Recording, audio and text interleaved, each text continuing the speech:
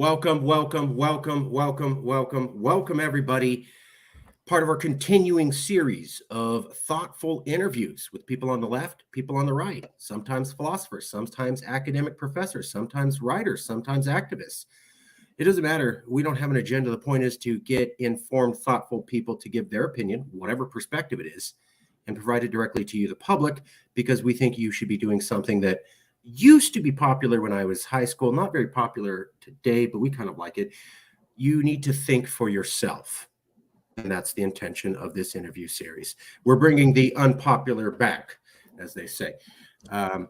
With us today is Chad Kinsella, Associate Professor of Political Science, Director of the Bowen Center for Public Affairs at Ball State University. He heads the Center of Public Affairs and he works in public administration and American politics, some of the areas that he studies. He's an expert on political geography. I wanted to make sure to point that out. Teaching and research interests, American politics, polarization, geographic polarization, Congress, legislative process, presidency, political parties, elections, public opinion, federalism, state and local government, quantitative methods, campaigns, urban government politics, and Southern politics, public administration, organizational theory, always fun, intergovernmental relations, I've studied that, community and economic development, budgeting, election administration, nonprofit management, geography, electoral and political geography, very relevant for today, electoral, political geography, urban geography, and GIS. I'm very familiar with GIS systems. He has been a professor, associate professor at Ball State University. Before that, he was an associate professor at Lander University. And before that, at the University of Cincinnati, he was a graduate assistant and a graduate teaching assistant. He also did some adjunct professor work at the Kentucky Community and Technical College System and also at Northern Kentucky University, a very well-studied scholarly man, specifically on electoral and political geography. Dr. Kinsella joined the political science department in the fall of 2016. His teaching focuses on state and local government and public administration. His research focuses primarily on electoral geography, but he also examines state and local government, federalism, and pedagogy. Dr. Kinsella has taught Introduction to American National Governments, State and Local Governments, and Public Administration. Lives in downtown Muncie with his family. And this is the article or the book that I reached out to the professor on, Polarization and Political Party Factions in the 2020 Election. Specifically, he wrote the chapter, The Political Geography of the 2020 Presidential Election, Small Shifts and Major Consequences in Geographically Polarized Country by Chad Kinsella. But that's not all. Professor Kinsella has been studying political geography for a while. He also did this study, Closely and Deeply Divided Purple Counties in the 2016 presidential election, and this study in 2018, Geographic Polarization, Partisan Voting, and the Battle over Same-Sex Marriage Within the Culture War. So let's check first how well we did. Professor Kinsella, or do you prefer Dr. Kinsella? Did I get anything wrong? Do we need to restate something on the bio? No, excellent. Did a lot of great research. It's interesting. Some of the stuff I didn't even know was available out there, so that's great. Well, we have sources inside the CIA. We can't admit. I'm joking. We get used to this. Why, to get right to the meat and potatoes, as they say, this book came out for the 2020 elections. You wrote about the political geography of the 2020 presidential elections, small shifts with major consequences in a geographically polarized country. Why did you write this article or chapter for this book, and why did you do it in 2020? Why was this a good idea? What was going through your head? And when you answer, it's not just as an academic, it's also as an American, somebody living here. Obviously, there were trends going on at the time. You're seeing this. I'm sure the other researchers are. What did you see where you go, oh, yeah, that's a good idea for a project, and I definitely would want to be involved writing a chapter on this specific topic? Why were these relevant ideas? Why were these relevant ideas in the year 2020? What were you seeing as both a citizen and a professional researcher? Well, quick shout out to Anselm College. They always have a conference on the midterms and every presidential election, and I've been lucky to attend. And so I did one on the 2016 kind of the geographic polarization, and then also in 2020.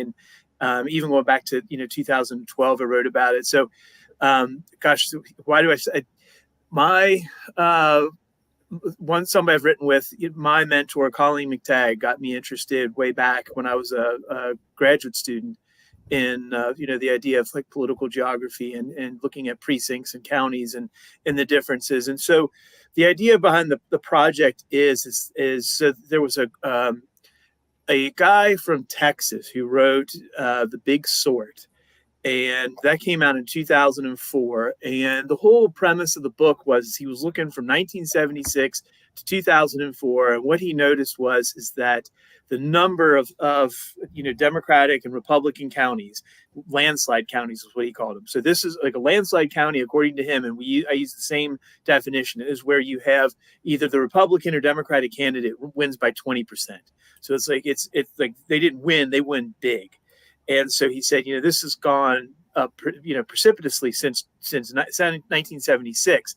And then ultimately kind of carrying that forward and looking at that, going into 2016 and then 2020, you see this again. And ultimately the idea is it's like if you look at counties, and then precincts are another thing that I really like to look at. It's a little bit more difficult, but it's a little bit more fine grained. And even there you can see that the split is even more, even more significant. And again, like one of the arguments, like looking at purple counties, so I took 10 what we call purple counties, where you had the counties that were the closest in 2016, and then took a look at them, like it did a deep dive with like the precincts. And ultimately it was just, even though they were purple by the county, like, literally almost split 50-50. The divide within the county, you could clearly see, where Democrats lived, and clearly you see where Republicans are. And then, you could almost see kind of like a dividing line, kind of like the trenches or something like that, where it was kind of split, and then it turned into, red to blue or blue to red, depending upon which way you're looking at it. But counties are another way of looking at it. And it's just the number has gone up, significantly, and there's huge differences between them. I was showing up a couple maps backing up what you were saying on landslide election counties. So these are landslide election counties. This was covered by the New York Times in 2016. Counties that voted for Republican or Democratic presidential candidate by 20 percentage points or more. This was from Wall Street Journal. I know Bishop went up to 2004. Wall Street Journal took it from 92 all the way to 2016. In the top left corner, you'll see a map. That's 1992 presidential election by county. Red is a hardcore landslide Republican county.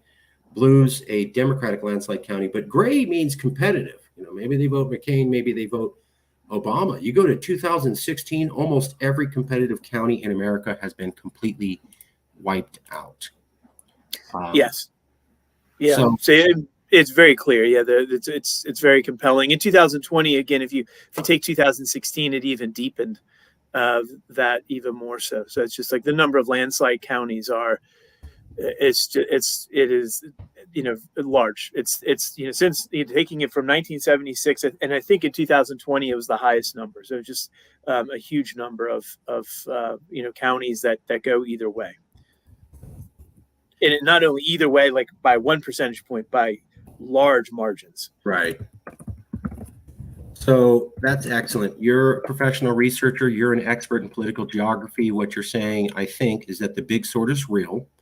Bill Bishop looked at 96 to 2004. But when Wall Street Journal looks at 1992 to 2016, that makes sense. And you're even projecting it out to 2020, saying, oh, no, the big sort is real. Goes from the 90s. Doesn't go up to just to 2016. It goes up to 2020. In fact, it was the worst in the 2020 election. Is that correct? Am I getting this correct? Professor? Correct. So okay. It's real. And then I think, we could talk about, the little, so I did my dissertation on the little sort. And again, so what I did is I'm originally from the Cincinnati area. So we took like the Cincinnati metro area, and it's, if you look at it by precinct, that was a pretty huge undertaking, but and again, you could kind of look at this, and there's been some other people who have done some other research on this, but it's like, if you take just the, 1976, by, landslide or large, like precincts within each of those counties, how well they, how much they swayed. it went up significantly between 1976 and 2008, and then again, I'm sure that's only increased. So again, even by smaller numbers, if you look at it, and again, you might have, and even in like counties that are landslide counties, Los Angeles County is a great example. So it's just like, if you take that, it's overwhelmingly Democratic, has been for several decades now. But despite that, there's still, what is it, almost a million Republican voters, almost as many Republican voters in Los Angeles County as you have in like Idaho, a couple of the Dakotas, and again, but the idea is like they live in enclaves too. It's like they don't mix together, and even if you look at some of these places that are Washoe County, St. Joseph County here in Indiana. Let's see here, several other counties throughout the United States that are close. It's even at the smaller level. There's a great divide between, where Republicans live and where Democrats live. So this is real. This has been going on for about 3 decades or more. I understood there's a debate on if people are consciously saying, I'm going to leave California because I want to vote more Republican and I move to Texas, or if it's more of a general lifestyle values pull and they move to Texas and then they start voting the way all their neighbors do. Personally, I don't care. I'm more interested in, is this actually happening? Are we sorting ourselves as Americans at the 1 to 200 million people scale over 3 to 4 decades? And is that polarizing our elections? And it seems like you're saying yes to all of that. Yeah, so I mean, the big sort is real, the little sort is real. If you go down to more fine grain, there's a guy out of University of Maryland, James Gimple, who does a lot of really awesome research too on all of this, and he's even found some stuff that people do move to areas that, and again, it's not like, so when you move somewhere, it's not like I'm looking for Trump signs or Biden signs or anything like that up in yards. A lot of it's the lifestyles that Republican voters typically prefer compared to like lifestyles that Democratic voters prefer are going to be vastly different. And again, that's why you see that urban rural divide. There's a lot of people who live and in the suburbs are kind of stuck in the middle now. It's like that. And again, that was the ancestral home of the Republican Party, but now that's kind of where the big divide is. And you can kind of see like the lines being drawn in the suburbs kind of, and the closer they are to urban areas, the more Democratic they are. And then as you get more into kind of like the outer suburbs and kind of into some of the somewhat more rural areas, they become more red, henceforth kind of like that dividing line. So again, like when people move, and James Gipple even did like a thing, it was like that he found a survey, and that even like Democrats, Republicans prefer different houses. So it was really interesting. But the idea being is just that the lifestyle preferences of the people in the two parties are very different today, and that causes them to move to different areas. Even the churches that they want to attend, if they attend church at all, are going to really way where they want to live. I need a church with a rainbow flag on the top of it, or I don't feel comfortable, versus I'm not concerned if my church has that flag, and maybe I prefer a church without that flag. Correct. Those are value decisions that would be very reflective of how you would vote. Well, you may not say, I'm I got to go to this church because I vote this certain way. It's a values judgment. But then when you get in there, you seem to vote like the people there. I remember my stepsister moving from California to LA to Arizona. In 2 years, she started talking the way Arizona people were. I remember my tia, mi aunt, in Mexican Spanish from Texas, where there was a lot of Mexicans, moved to Virginia, where there wasn't many Mexicans and many immigrants. And then she started talking about how maybe all these people don't need to be speaking foreign languages other than English, when she never talked that way in Texas. And so I've literally seen family relatives, not immediately, but they moved to a new area, and then within 2 to 3 years, it wasn't like they go, I vote this way now, but it's more like you would just hear little things like going, you used to not think that way. And now you kind of go, well, I think this way now. And I'm like, okay, sorting. Let me ask you, is the big sort the reason for political polarization in America? Before you answer, I already saw your face. Great. Okay. Or is it social media? Is it elite politicians? Is it the news cycle? I've heard this as a debate going, well, yeah, maybe the big sort's real, but it's really the social media and it's the media and it's these extreme politicians that do it. And and this is kind of taking the easy way out, but it's really, I mean, truthfully, all of the above. All of these things, they're all symptoms of kind of the bigger disease, if you will. So it's kind of the idea being is that, all of these things are happening in tandem.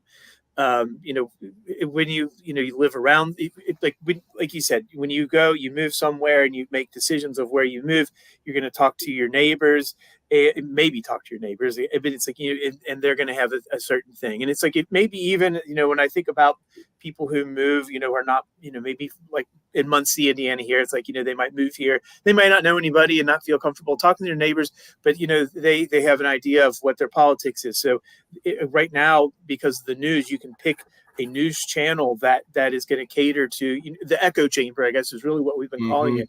Can really, you can hear back exactly what you want to hear. You can hear that from your neighbors. You can hear from social media. You can hear it from television, from Facebook.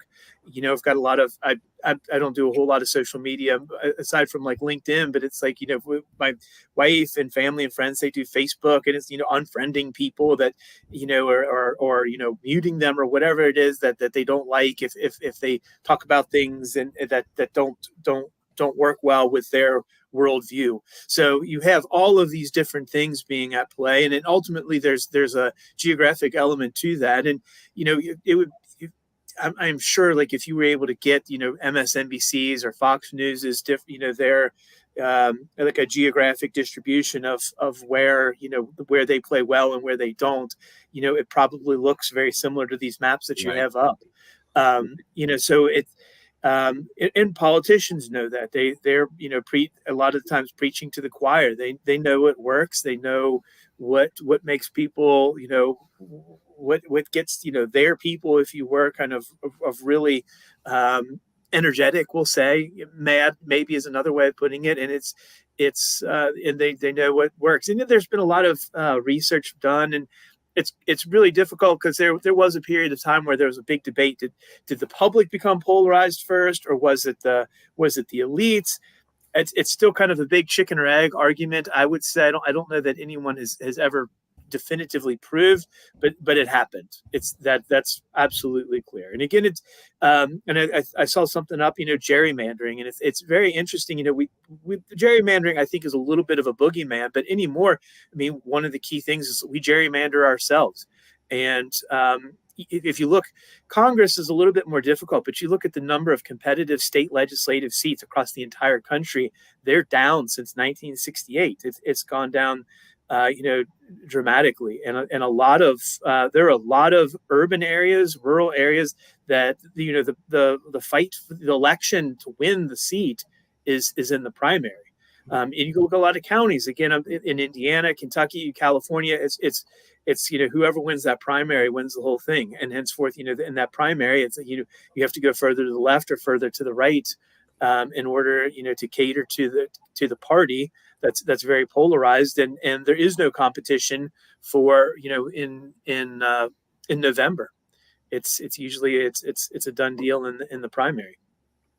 So all of these things that you mentioned, all of it comes, and again, it's difficult to say, which again, using that chicken or egg idea, it's like it's really difficult to say which one came first. Sure. But together, all of it has come together and it's created the environment that we have today. Let me ask a question building on that. So I've heard this from others, and I think it makes sense. Extremist politicians know if they say extreme things, the media wants to pay attention. The media pays attention, they get more votes. They get more votes, they get more donations. So that equals money and votes for them to say extreme things because the media is susceptible to that. The media likes to cover extreme things because it equals ratings. If they have more ratings, they make more sales on advertising. So it's in the media's benefit to promote extremism and extreme politicians because it helps ratings, helps money. It's in the politicians' benefit to do extreme things because it gets them more attention. It's all about sound bites right now, donations, money. You add social media in, it's kind of the same thing as between the politicians and the media. I say extreme stuff, it's all over Facebook or Twitter or whatever, look at what they did, which is great for those companies because that's people clicking on their site, looking, which is advertising money. So it's a vicious cycle of them all feeding on each other. The question that I have, though, is when Marjorie Taylor Greene came out, and you don't have to like her, some people like her, some people don't. I'm not really asking about that. But when Marjorie Taylor Greene came out on President's Day and said we need a national divorce because red and blue can't live together, the first reaction was, we're not that divided, Marjorie. You're just making that up. Then about after a month when that didn't work, you started to see these things. Well, okay, maybe we are polarized, but it's because of gerrymandering. It's because of social media. It's because of the media. It's because of elite politicians. And I read about 30 articles the month before when she made that statement, 30 articles the month after she made the statement, and 30 articles 2 months after. And I noticed that this was the stance about a month after she did it, was it's all these things: gerrymandering, social media, elite politicians, the media. And what I noticed is that not one of those mainstream articles who pointed to all these things even mentioned the big sort at all.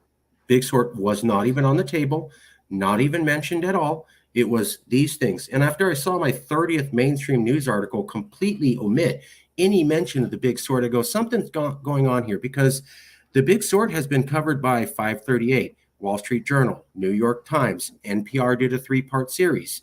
And yet none of these news agencies could remember their own reporting. And real quick, before we do, Sure. The big sort goes back to the 90s. Gerrymandering was not a problem till really the 2010 election. If you want, you can go back to the 2000 election. That's what voting historians say. Social media was not really a problem until 2015. You could push that back to 2010. Extreme politicians didn't come out to the last 2 years of Trump's administration, somewhere around 2016, 2018. The big sort predates all those things by 2 to 3 decades, meaning we were already sorting ourselves out decades before social media was a problem, or gerrymandering, or elite politicians feeding the news cycle. How does that not mean that the big sort is the actual culprit, meaning given that it predates all of these other trends by 2 decades? And why were all of the experts not able to even mention it as a possible culprit? So you're right. And I think you are right. I think so. 1976, when they first looked at this, there wasn't a whole lot going on. The counties were fairly divided within themselves, and there wasn't as much geographic polarization. The 80s, you had 2 landslides with Reagan, so that's kind of a cheat. But ultimately, you see in the 90s, and at the point of the 90s, you had the Republican Revolution, and you started to have that movement of Democrats sorting into becoming liberals and Republicans coming conservatives. There was kind of that on the table, and there was that talk, but it really finally started to happen and really take off. And ultimately, what I think one of the things that happened with that is, as that took off, we found that people who identify as conservatives and people who identify as more liberal and even moderates, they live in certain areas. They tend to live in different areas. So as you mentioned, like, the repercussions are real, and it's become very problematic, and will continue to be. It doesn't seem to be abating. If anything, it seems to be getting worse, all the time. And then going back to, what was it? There was I got to go to a conference at University of Mount Union, and it was a great scholar on presidential, politics and stuff. And he was talking about, like, the different, the most watched presidential debates, and it was like several of them were Trump. And again, it was and again, as you said, it doesn't matter if you like him or don't like him. People watch because they know that he's going to do outrageous things. And it's like, if you think about, like, some of the recent debates and just how ugly they can be, and it's like, if you go back to Kennedy and Nixon, they started off complimenting each other, and it's like, oh, he's a great guy, and we just disagree on some issues, and we're going to talk about it. And it's into nasty woman, or will you shut up, man? It's like that.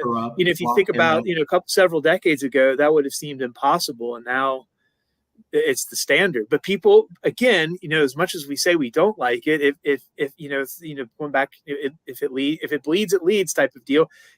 People watch it, and that's the numbers don't lie.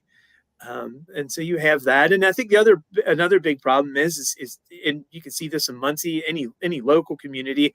I think the Muncie paper was talking to a guy who used to have like 15 people employed there. Now there's 3, so it's easier to cover national news. We don't get a whole lot of local news, Right. and I think that's also across the board. And again, Right. it's easier to get those ratings and get those clicks because that's money in an industry that's kind of a little bit money starved. So it's easier to cover that, and yeah, we follow that. That's what we look at. That's what we want. Fair enough. I'll just ask the question a different way and then we'll move on. But Sure. I've talked about 30 to 40 professors here on this series. Mm-hmm. Most of them have never heard of the big sort. And yet they write books on political polarization. That's what I found so far. Some of them are. And it kind of matches up with what I saw in the mainstream media. There was about 30 articles from every mainstream source. None of them could mention the big sort, but they could talk about gerrymandering and social media and the media. How did so many people get it wrong and not mention the big sort at all, given that this is thoroughly documented, has been covered by multiple news agencies, and goes back 30 years? How do you call yourself a fact-checking organization? Listen to me, we got the facts, and you forgot your own reporting and you forgot mainstream reporting to the point that you have virtually it wasn't even mentioned. How does that happen in America? Well, a lot of times we forget about geography, and I think geography is important, obviously, because that's what I study. And again, I remember being latched as a grad student, again, thanks to Colleen McTagg and Kevin Raleigh, who introduced me to all of this, and we continue to look at these things. And so it's kind of easy. It is easy to forget. And I think, and the whole gerrymandering thing, it's just, you can draw maps, obviously, but I think the ability with GIS to look at those at a fine grained level and get the right map, depending upon which party you are, is so much easier, because a lot of the times we've gerrymandered ourselves. It's really where people live, and I think that's a critical part of the story. And I've told that to a couple of anyone who would listen. It's just kind of like we've made it easy. It's just gerrymandering it. You don't have to zigzag and go all over the place. It's pretty easy now. We're all in certain places, and if you can kind of connect those, and it's really not hard to do, or it doesn't even have to look that difficult. You can draw a very safe district, and by and large we have. If you look at the number of competitive districts, state legislative, even in congressional, there are not that many anymore. There are fewer and fewer, even though, yes, the House has switched a couple of times. If you really look at the number of competitive districts over the last couple of decades, it's gone down, both state legislative and congressional. Interesting. So just to repeat for everybody watching, we are politically sorted, and it is at least part of the reason for polarization, and it is bad. It's not just okay and we'll get over it before. This is kind of a new high level of political sorting that we're already seeing problems with. Is that fair? I mean, it's problematic. Yeah, we're living. It's another way of we're isolating ourselves from each other, and we don't see each other. We don't come in contact. And Dr. Mutz, and I forget what university, she wrote this really good book. Hearing the other side, probably not seeing the other side, hearing the other side, and it's just a lot of and one of her big arguments is, which I really buy into, is just we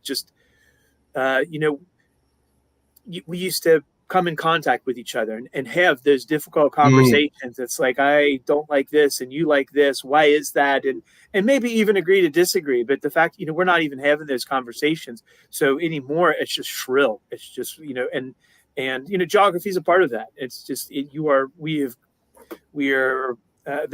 this huge echo chamber. We're isolated geographically. We're listening to the same news. We're hearing the same people. All of this comes in the mix, and as Marjorie Taylor, it is a little scary. It is a little bit, there's the idea of like a divorce. It's just, we are very separated. We're living in different areas. We're consuming different media, all kinds of different things. Our friends and family, are typically, especially again, that's the geographic behind it. It's like we are, we're talking to the same people. We're never hearing the other side anymore, and it's very problematic. I've seen a lot of professors and experts and people in the media writing about how do we get better, and it always comes down to, well, you got to reach out to the other side and talk to them. But I thought, well, maybe that's a little bit too simplistic, because if we're already geographically sorted, hey, I went and talked to my neighbor in Kentucky, and I found out we agree. Yeah, because everyone there votes the same. I went to and talked to my neighbor in San Francisco and found out we agree. Yeah, because everyone there votes the same. If you're really going to have a conversation, you either need to get on an online forum or travel from San Francisco to downtown Kentucky. Then you'd actually start meeting somebody of a different political persuasion and actually have those difficult conversations. You used to be able to do that with people in your neighborhood and your family members before we were sorted. But if we are sorted, then reaching out to talk to your neighbor doesn't really mean a lot or improve things very much. Am I way off with that thinking? No, I mean, yeah, I mean, downtown Muncie is one way. If you go out into the county in Delaware County, it's another, and you could see that it's bigger. If you go up the road here to Chicago's one way, but it's like once you get out, through the suburbs and in other parts of Illinois, it's a very different thing. So and neighborhoods are that way ultimately too. So it's you're going to have you're talking to the same people. There was I can't remember who it was, but at one point there was a conference and there was a guy who was presenting and said, if I my one fix, if I could do it, like I would start busing people from California to Texas and people from Texas to California, and the purpose of the busing was they would have to run into people who think differently, and they could have start having the tough conversations, but then realize they can disagree and not hate each other. And I think that's maybe hate's a strong word, but it's just like have that disagreement and but not really see and really dislike the people on the other side. It's like you realize that they're human, and that you can hear you may not agree with someone, but the idea being it's like you could hear that at least get the other side and maybe just agree to disagree, but realize that there's another person there. But it's difficult to do because the people we live around probably odds are very much so that you're going to talk to somebody who votes very similar to you. The disagreements are going to be very small.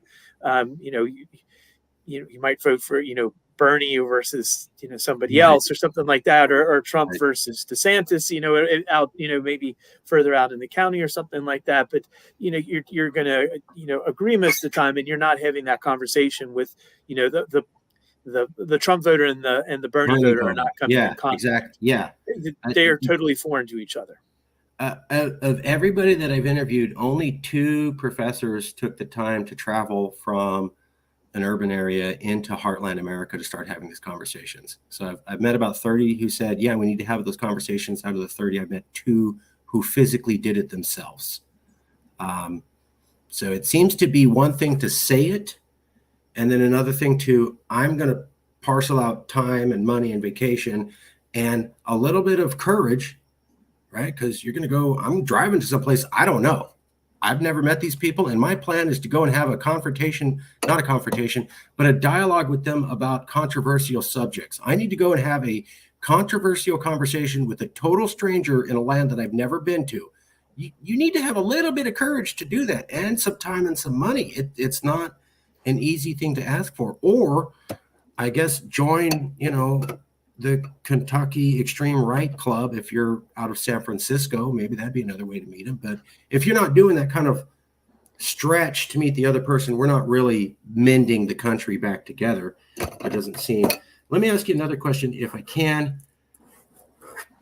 Does this end on its own? Provided that there isn't aliens coming down and uniting us all together, as Ronald Reagan said, or Superman comes back and we realize we're all together. Besides some gigantic, awesome intervention, normal life just continues as it is. Does this sorting get better? Does it peter out in the future? Or does it look like without some sort of big intervention, folks, this is just going to keep going on into the foreseeable future? Well, obviously, from the studies that have been done, it always wasn't this way. In fact, if you look at 1976 and even before that, there was, Democratic voters were it was very populous. I mean, you had a lot of urban voters and rural voters, were like really the coalition of Democratic voters, for a long period of time. And the suburbs were the ancestral home of the Republican Party. So, I mean, that was, it was kind of the suburbs versus everybody else. So, there was that period of time. And you could look, I mean, when I did my dissertation, it was like, in 1976, the city of Cincinnati voted Democratic, and so did all of the surrounding, Gallatin County, Kentucky did, so did Grant County, Kentucky, so did Dearborn County and Franklin County, Indiana, which at the time, were still fairly rural, and so did the rural areas north of the city. So, and then really the Republican voters were, in the suburbs, right around Cincinnati and Hamilton County, Claremont, and then, on the other side of the river in Kenton and Boone and stuff like that. So, there was a period of time where this wasn't as a big a problem. Maybe the issues changed. But one thing I do hope for is, America, we've always had problems, and we've been able to overcome and address. It is very concerning, and I think in the short term, at least for the time being, I think the big sort, the little sort, this geographic polarization is going to continue to be a concern. If there's going to be a division geographically.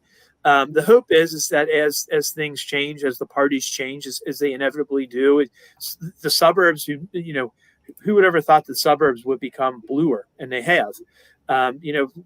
There are, issues could come up, things and issues change, and there's the possibility of kind of, these things kind of finally kind of starting to diminish a little bit.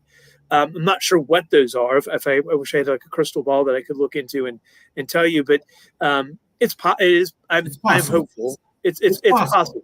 I don't, could be. But so far, the trend looks like it's only going up. You said 2020 was the worst year for this. So right now, the numbers show it's only going up. Let me ask you about this man. His name is Norman Ornstein. Norman Ornstein is a demographer, studies demographics, U.S. Census.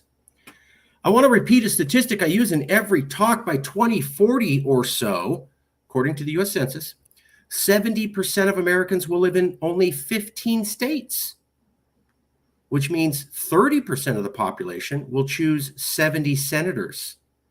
And that 30% of the population will be older, whiter, more rural, and more male than the 70%. What he's getting at is that according to the census up until the year 2045, or when roughly we are intending to have a fully functional base on Mars, no, I'm not exaggerating, we're not going to see a real melting pot, multicultural America. It's going to be kind of this divide. And what's happening is young people don't want to stay in the rural areas. They want to go to the cities because that's where the action is.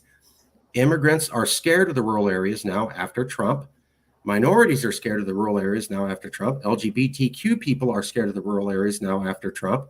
So you're not going to get immigrants. You're not going to keep young people. You're not going to have LGBTQ people. So all your young, interesting people are leaving, and you have no people coming in, which means it's just going to get older and whiter. It's typically more male. It's harder to live there. Women die off sooner. So he's saying that you're going to have about 35 states that will own 70% of the Senate and the Electoral College. And they're going to be mostly pure white, rural, hardcore, conservative, and male. Is that a good trend for the big sort, or a bad trend, meaning the big sort's only going to be exacerbated for the next 2 decades? Well, I would say a couple of things. States choose the U.S. senators. And again, if you look at where we are with U.S. senators now, Democrats, have been able to win. They've got the majority currently. States like Georgia have sent now 2 Democrats to the U.S. Senate. Nobody saw that even, maybe 5 years ago. That seemed, well, a couple of years ago, that seemed, quite impossible. But, all of these things happen. So, and then one of the things that seems to be happening, and again, this hasn't totally played out, but with COVID, as you have more remote workers, that gives people a lot more opportunity to move. So what is happening in New York? There's been a lot of people leaving. People may want, some like a lifestyle, a slower. Some of the small towns are a little bit more attractive. So long as they have internet access, they can do that. And maybe that in itself, as we have more remote work that's being done, and it's it seems to be really taking off. Maybe that's the fix for the big sort. It's like you can have you can enjoy kind of a slower, more picturesque, maybe, is if you don't like urban areas, and you can leave those areas and be in the country and still kind of have a decent amount of the things that you want. And you have a lot of there's been some discussion too. It's kind of interesting as you have more wealthier, whiter, more educated people moving into these urban areas, and a lot of, so in my native home of Cincinnati, it's like the gentrification, if you will, pushing out a lot of African Americans. It's like and I think New York Times or somebody, the Washington Post, New York Times,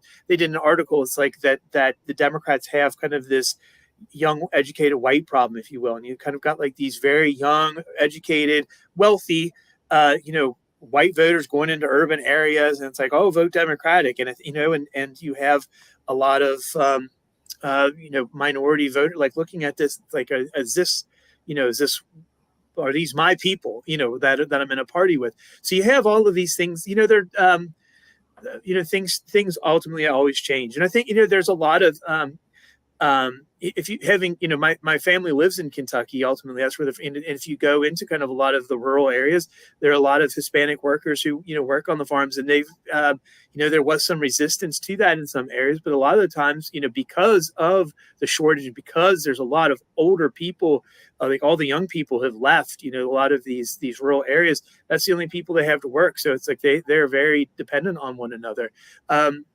So there seems to be, even in Texas, there was, speaking of gerrymandering, there were a couple of districts that were drawn to be Democratic districts, and now they're very competitive because you have a lot of Hispanic voters that are, voting Republican. And again, even the Republicans didn't see that coming because they had drawn that. So there's a lot of things at play, and things, always are changing and shifting. So again, trends are not law. And again, and I don't think, so even though we have, these very rural areas that are overly white, they're not going to be all. Georgia is a great example of that. Atlanta and a lot of the suburban areas around Atlanta, they have the population, and they have in 2020 and in 2022, at least for the U.S. Senate, outvoted those rural areas that used to dominate in Georgia politics since Georgia's been a state almost. And so, and now you have two, Democratic U.S. senators seated for Georgia. And again, it was, Georgia was always like ruby red. It was like, that seemed implausible that would happen, that a Democrat could win not only one, but two times in a row in a state like Georgia. So, changes, always happening, and there's always shifts, and, demography is not always destiny, and things always shift with politics. So we'll see. I think, again, I'm hopeful, and that this, is accounting for how things are right now, but it could, there's a lot of other trends that are also ongoing that could, not guaranteed, make some changes. Fair enough. We don't know the future. Who can know the future? Things can happen. Right. He's looking at census trends over the decades. Right. COVID's an impact is only in a couple of years. He's looking at 20 to 30 years out. A lot of people have said he is dead right. Let's assume he's right. I know we can't tell, but let's assume he's right, where in the future we have minorities and young people and LGBTQ and liberals mostly on the coast. And then you have about 35 states in the interior, and they are devoid of diversity. It's pretty much all white, all male, all Fox News loving, all the time. Would that be bad for polarization, that you have 35 states with basically one solid ethnic group and then in other states who are full of diversity and basically always get outvoted. And the reason that he made this statement was that there's already people who are saying this is a problem. People are pointing out W. Bush won the election. He was not the popular candidate. Trump won the election. He was not the popular candidate. They're also pointing out how the Supreme Court went more conservative than it has in the last 50 years because of the Senate being able to put people like Kavanaugh and Barrett in. And so especially I'm in California. Californians were freaking out. They're going, something's wrong. The system doesn't work. Our votes don't matter. This should not be happening. There shouldn't be a Trump. There shouldn't be a Bush. There shouldn't be an extreme Supreme Court. And what they're noticing is this. States have rights. People don't necessarily. I mean, you get so many electoral college votes. You get to control the Senate.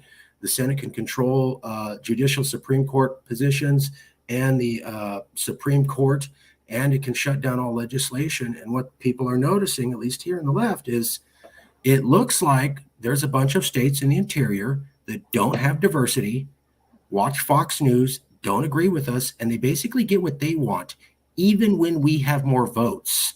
And they're pointing to those three incidences. And that makes them mad. Let's imagine that trend continues and it gets only worse. Every president elected never wins the popular vote. And the Senate gets even more extreme. And laws are shut down even more. And the Supreme Court becomes even more extreme. And you have to tell a minority of Americans, I know you have to tell a majority of Americans, look, I know you won the vote, but the way the Constitution works means you don't get what you want.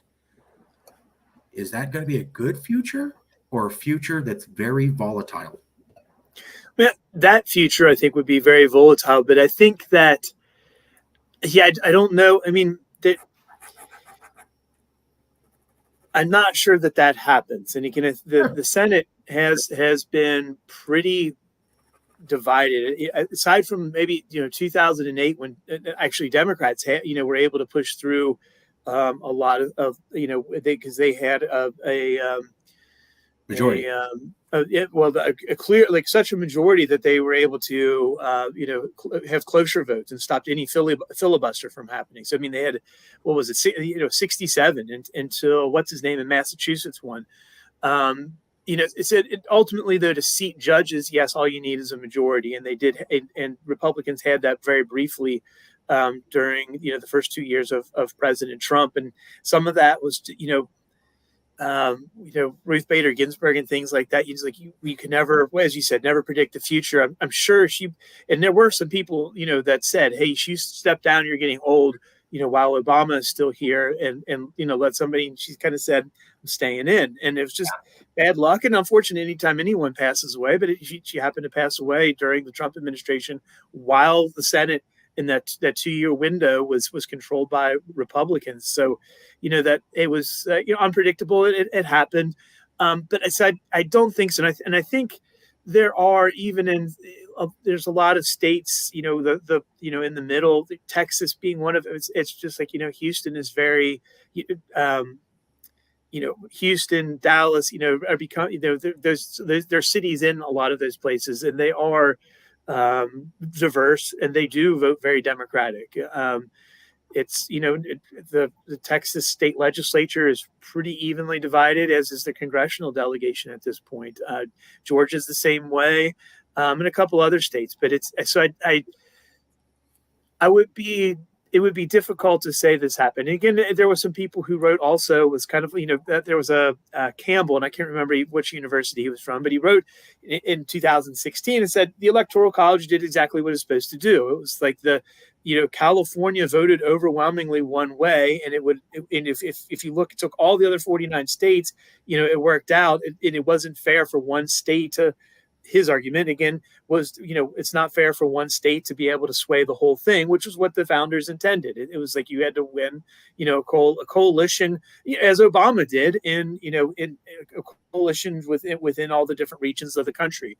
Now there's arguments against that, obviously, but I don't think, I think it's going to be more difficult for that to happen. And I think even in a lot of, middle America, there are Chicago and Illinois. It's like if you get outside of Chicago, it gets pretty rural pretty fast.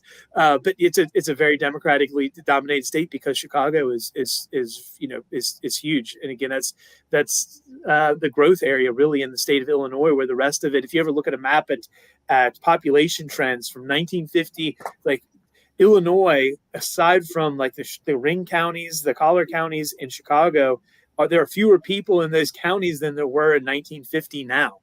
And that obviously has some political ramifications, which it also has made a lot of people in Illinois mad. There's been, Republicans every once in a while, tongue in cheek, I think, but it's like they want to make Chicago the 51st state, so the rest of Illinois can be its own thing.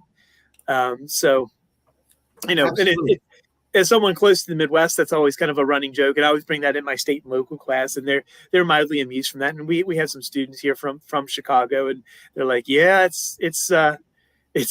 Chicago is different from the rest of Illinois, and the rest of the people in Illinois get mad, and Chicago is also mad because they have to deal with the rest of Illinois. Thank you, but that's part of the reason why Marjorie Taylor Greene's call for national divorce did so well in causing a conversation, is that when we look at places like Georgia and Texas, they're not purple. The urban areas are blue, and then you go to the rural, and it almost goes hardcore red immediately. You got a couple of voting maps up here. If you look at Texas, it's called the Urban Triangle: Houston, Dallas, and I think Austin is blue, and then the entire rest of Texas glows bright red. If you look at Georgia, Atlanta, yes, blue, big circle. The rest of it bright red. You look at Illinois, same thing. Chicago's blue, the rest of it bright red. So while you may have states that are saying, hey, we're Democratic, they're getting super mega polarized within that state, and is causing all sorts of tensions and divisions. I mean, we can look at how, I think it was truckers blocked the roadway and people got into fist fights and a riot in Oregon because the red Oregonians don't like how the people in the blue cities are forcing their laws on them. And they actually got violent. I think they had to send troops up there. So we're starting to see this division, and these states, okay. To Marjorie Greene's point, Oregon really there was a point where Eastern Oregon was really pushing. They wanted to become a part of Idaho. And there is some discussion out there that they might be successful at some point, because they've just said, we are always outvoted. We always lose to basically, Portland and the surrounding areas. Matter of fact, in 2022, they had a very deeply unpopular governor. I don't think she won re-election, but it was like, that was like the closest in decades that a Republican, but they still lost. And so there was that, that frustration there as well. And they've talked about like secession and like we should just become part of Idaho, because we are never going to have, the things that we're never going to win in the state legislature or have a governor or anybody. And then you could say my sister lives in Seattle and my brother-in-law, and they, the same side, you take a look, there's Seattle, which dominates because it's got a huge population. And if you look at the rest of Washington state, but they're always going to lose. Again, they had what Republicans thought was a really good U.S. Senate candidate against kind of, what's her name? Patty. It's totally blanked on her name. Anyways, she was kind of seen as a weaker candidate, had been in there for a while. She still won very easily. And again, the people in Seattle were quite happy, but it was just like, people on the eastern part of the state in Washington, like this was their chance, and it really wasn't even that close. So I'm just saying we see the divisions. I don't really buy the story of purple states. What I see is states that are divided between a hardcore blue metro area, and then it seems to go hardcore red once you get to the rural areas. If it was purple, I'd expect something like Ohio. Ohio looks like an actual purple state. There's lots of little urban areas, and there's a pattern of red and blue dots all mixed up together. I buy that. One of the things that always got me about Georgia was people saying, Georgia, look at that. Actually, the Democrats won by like 1%. It's close. It's still close. It's still close. Yeah. And Biden won by 1%. So when I hear Georgia's purple, I'm like, winning by 1% is not purple. I've heard from many people like, Georgia, traditional red bastion. Now they went purple. They're going Democrats. See, 2 Democrats won. Yeah, by 1% each. Biden won by 1%. That's not a landslide. And I don't think that should be called a shifting. I mean, if you were getting 65% or 57%, sure, you're scraping by at less than 2%. Additionally, nobody wants to remember that the reason that the Democrats won the Senate seat in that first race was you had this historical anomaly. The acting president was telling people of his own party, don't vote. And yet you'll never hear about that. No. It's a new day in Georgia. Let's not mention how we had a president say don't vote, although that basically never happened in American history. Let's just look at the tide of demography going in a more progressive manner. I don't see it. I mean, 1% and the president saying don't vote, you're not out of being a bipolar district. You're not even purple. You're claiming purple. You need to get you have to be careful with purple. As you said, Georgia clearly has, even Ohio, it's like, it's really, it's Cleveland, Columbus, and Cincinnati, and then maybe, what is that? Where Ohio University is a little bit blue, but in Ohio has kind of shifted a little bit more. It's kind of more of a, a red state. But again, it has to be careful with the colors, purple and red and stuff like that, because I think ultimately, as you pointed out, I think correctly, it masks, the smaller geographies within. And I have one last question for you, and I just want to point out, Latino workers, yeah, they could bring diversity, but as a Latino, what I've seen is they're not accepted as family and neighbors. You are workers, get the job done, and then you can leave. We're not having dinner with you. We're not marrying. We're not dating. We're not consulting you. You're kind of an outside labor force who comes in, does the work, and then leaves. When I start seeing people marrying those Mexicans, calling them family members, having dinner with them, and not treating them as an isolated, foreign, xenophobic community, I would expect that. But from what I hear right now with a lot of Latinos in the Midwest, that ain't happening yet. In fact, I refer everybody to the movie Farmingville if you want to see how middle America reacts to 100 Mexicans showing up in your town. It's not good. The last question I wanted to ask you, Professor, is I hear this from everybody. I got a survey. I did a survey of Democrats and Republicans, and it said we all agree on everything. We agree that we want reasonable gun legislation, and we agree that we want affordable health care. So, see, we're not really divided. So I don't really believe in the big sword, and I don't really believe in political division, and I don't think it's here because I have a survey that shows that Democrats and Republicans both want reasonable gun reform. How can we be so polarized and yet occasionally have these surveys that pop up and go, everybody wants health care and everybody wants not to be shot in the streets? I don't think that means we're not polarized, and yet these surveys do exist, and they do continue to show there's at least some commonality between the far left and far right in all America on some big ticket issues. How do we have surveys that show all Americans want to be safe from gun violence, and yet we can't come to legislation on gun violence, and we are definitely super polarized? How do all these facts exist in the same space at the same time? Well, policy change, and again, this has been shown on multiple different studies. There's actually a really good book that looked at that state legislatures and policy change is they said it does, things do change, but it's slow. And typically policy change is behind public opinion. So we can get public opinion. It's not going to happen immediately. They do have a lot of findings that suggest we get there. But again, there's usually a pretty large drag behind.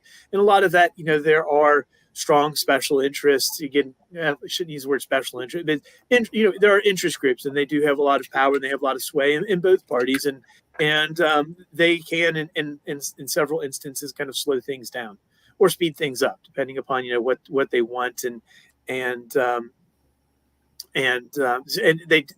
they have their groups, and ultimately, kind of the interesting thing, I think, at that point, because we're so polarized, the different interest groups, unions are almost all Democratic. The NRA has become, much more like totally Republican, and so they're able to sway the people within, the legislators, congressional or state, one way or the other, because they do have a lot of sway within that party, despite public opinion. So things do get slowed down, but ultimately, if there is good news, I think almost universally, a lot of the, especially more recent academic literature has found that, as public opinion goes, we get there. It just takes a while to get there. So if there's any good news with that is that there are those possibilities.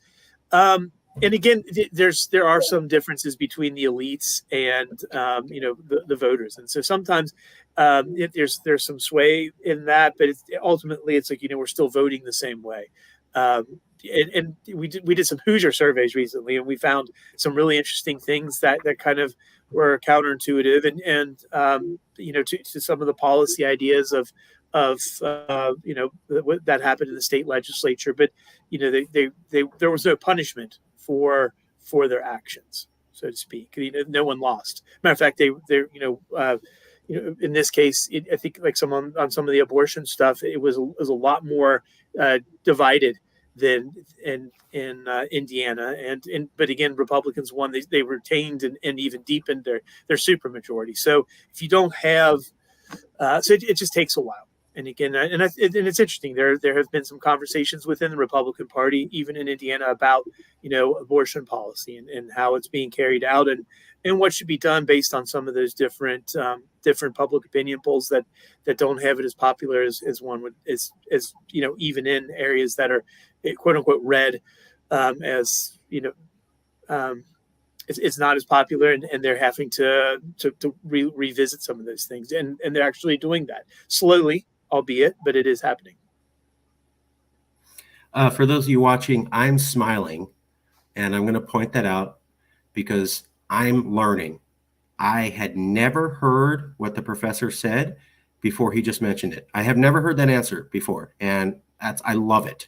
That's why I love doing these shows, because I don't know exactly what I'm going to get. That's brilliant. Policy change is slow to public opinion, and that I haven't heard that before. And you're saying this is well established. Folks, I'm learning too.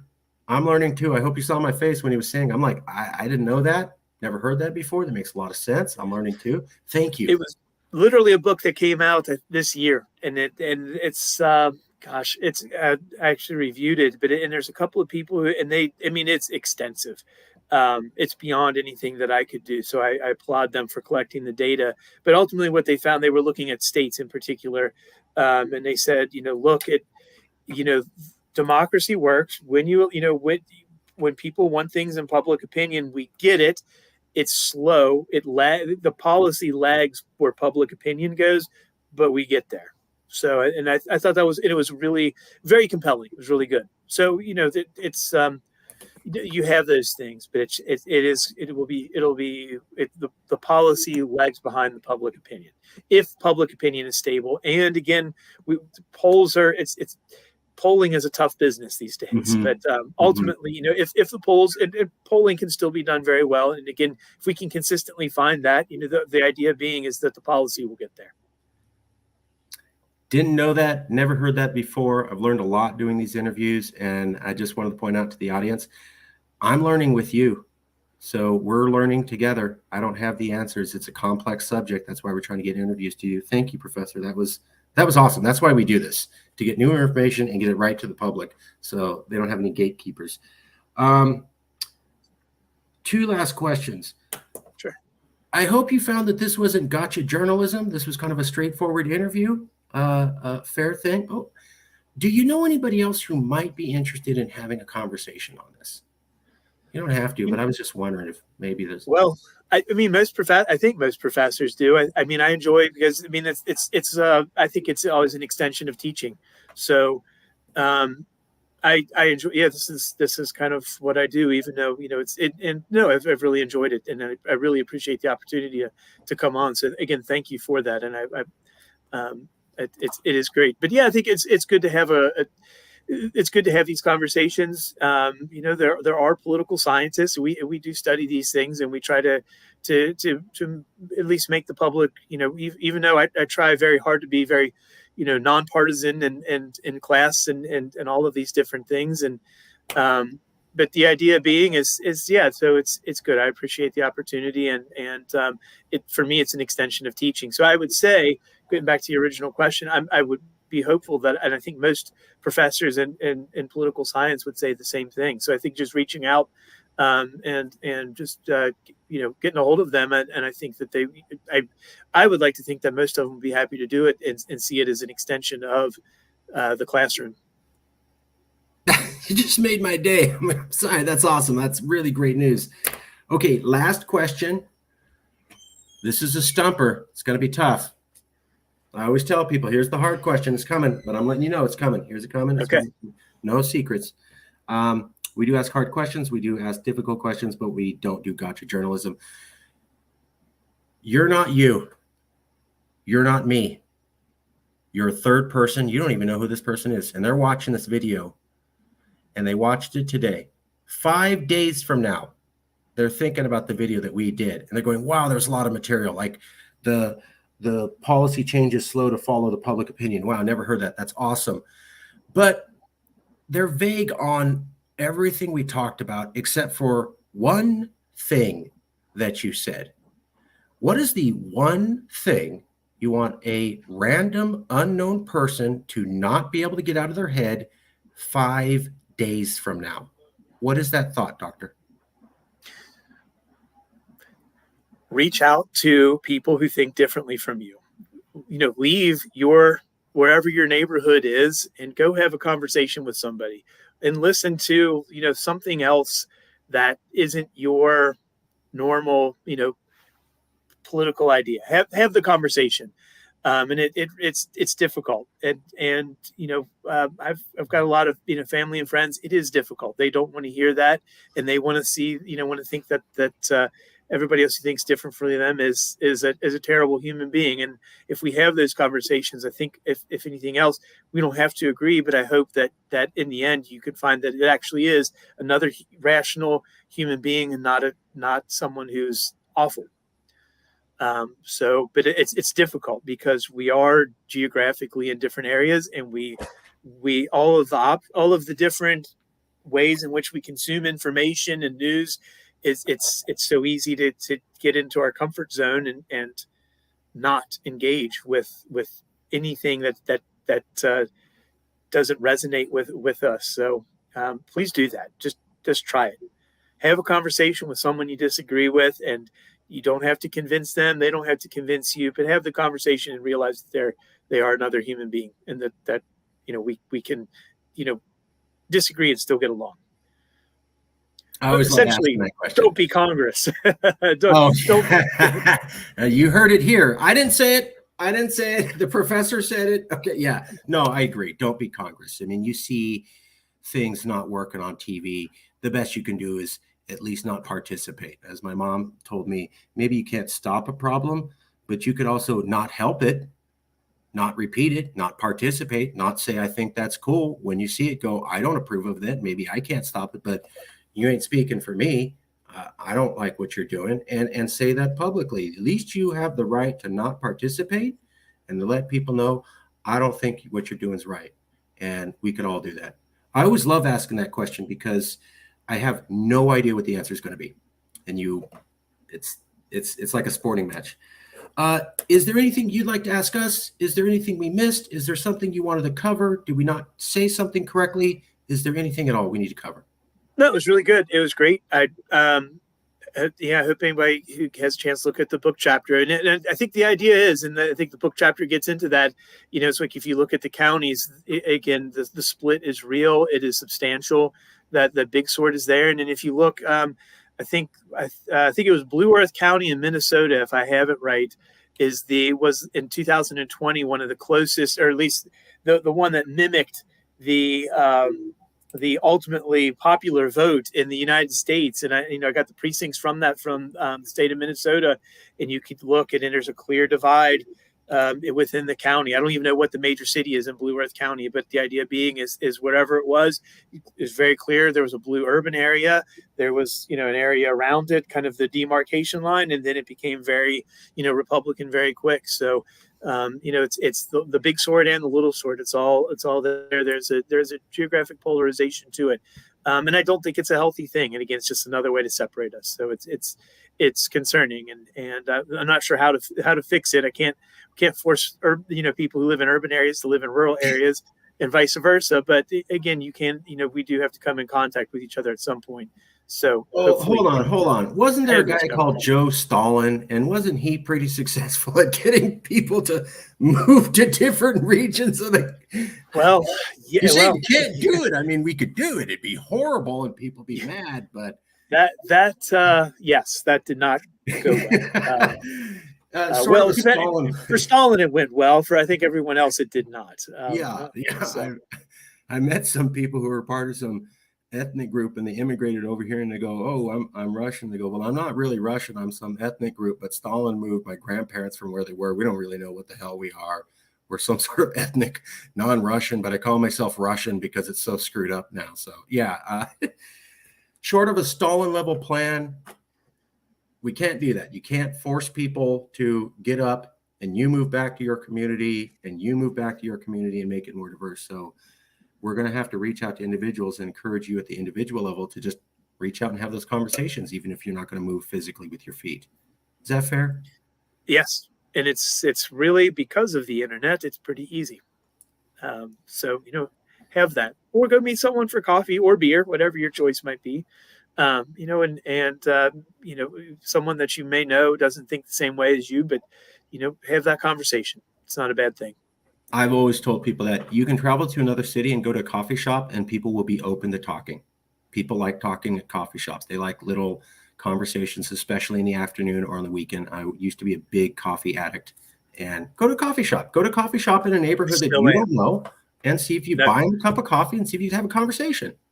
And there are coffee shops in small towns in America, and there are coffee shops in big areas. And right? So you can find a coffee shop anywhere. But maybe that's the one thing we could start there. You can start coffee. Like if you're in a rural, go to the city, have coffee, try to have a conversation. If you're in the city, go to the rural area, try to have coffee, try to have a conversation. Maybe if we even just tried that as people, things would be a lot different, I think.